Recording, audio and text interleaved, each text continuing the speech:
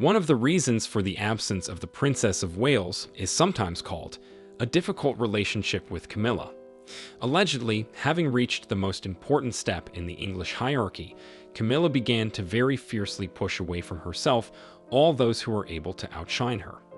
It used to be pointed out to her, but now she is in charge. Queen Camilla's revenge is not such a rare point of view. And that's why. A 70-year-old woman will always lose to a 40-year-old woman.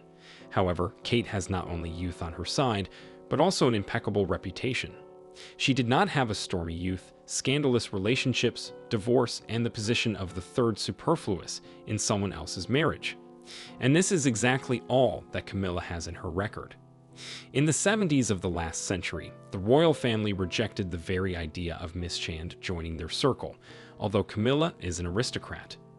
Moreover, her great-grandmother was the lover of King Edward VII. The woman's name was Alice Keppel. The sovereign drew a clear line between the family and the Lady of the Heart. There was not even the slightest hint of the possibility of their marriage. But Prince Charles, in love, had a dream to marry Camilla. Therefore, the Windsors tried to keep him away from the girl, and to a certain extent, they succeeded. Miss Shand turned into Mrs. Parker Bowles, and Charles walked Diana Spencer down the aisle. It is known that Charles called Camilla back in the early days of his marriage to Diana. Did the prince have any other kind of relationship with Mrs. Parker Bowles than friendship? It's hard to say. It is believed that Camilla was approached by friends of the prince when he began to miss a lot, and this happened around the 4th year of his union. Relations with Diana were difficult and stormy, despite the birth of 2 sons. Diana called Camilla a Rottweiler who clung to the prince with a death grip. Let's be precise. Prince Charles himself could not stop thinking about his greatest love. Then the couple lived parallel lives. Diana preferred London and its cheerful secular world. Charles increasingly went to the Highgrove country estate, where he liked gardening. Well, Camilla lived nearby, after all. It's also a good reason. We know how it all ended. After the double divorce, Charles with Diana, Camilla with her husband, as well as after the story in the Paris tunnel, Camilla was not presented to the public for a long time. More than that, she was the most unpopular person in England, and she had enough common sense and patience to sit out for a while. And then the palace gave up. It became obvious that Charles still loves Camilla and plans to continue his life next to her. Although they did not talk about marriage, and the Queen diligently postponed this issue. Slowly, gradually, with the help of assistants and PR people, Camilla began to appear in the light and on the pages of newspapers, and she succeeded. Eventually, she was allowed to marry the prince. She became a queen. Open any British tabloid right now, they write about Camilla with admiration. What is it? With a gasp. But Camilla has been an outcast for too long. She has been pointed out for years that she is not the prince's wife and cannot sit next to him at the same table at public events, as it happened at the wedding of Lady Tamara Grosvenor, where the entire royal family was invited. As a result, Camilla rejected the invitation, and Charles referred to his busy schedule and also did not come.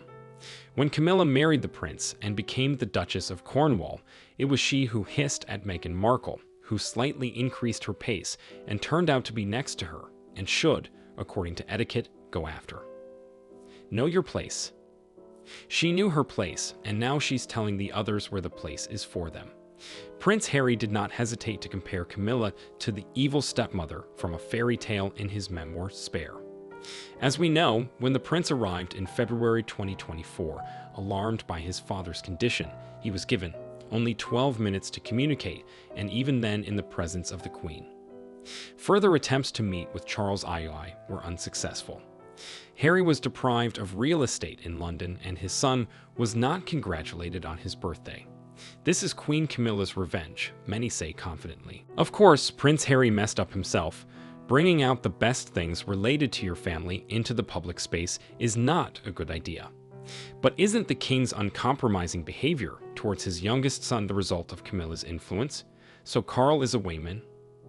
That's why there is a fairly common opinion that Kate was hidden from the public so that she would not overshadow Camilla. When the Princess of Wales appeared with her and Queen Elizabeth at events, everyone knew who was first and foremost Elizabeth Yu. The respect for the Queen was too great. She had too much weight in society for Kate to outshine her. They were not compared. But with Camille, the situation is different. Perhaps the current Queen is driven by jealousy or resentment. There is no reason to believe that the Princess of Wales has somehow hurt Camilla in the past. Kate officially joined the family when Camilla had already taken her place in it. Then what motivates the Queen? Where does the thirst for revenge attributed to her come from? Maybe it's just a thirst for revenge, regardless of Kate. The one that was pushed into the background got a chance to become the first, main, most popular. That's why Kate was recommended. You'd rather be treated there, but for longer. The Queen will be everywhere, and no one will be distracted by the Princess of Wales. By the way, if that was the plan, then it didn't work. The longer Kate is absent, the more people write about her. But if Camilla doesn't have any stones in her bosom, why is she so actively promoting Marchioness Rose Cholmondeley everywhere? Everyone knows that this woman is extremely unpleasant to Kate. A Welsh neighbor came under suspicion a few years ago that she had attracted Prince William.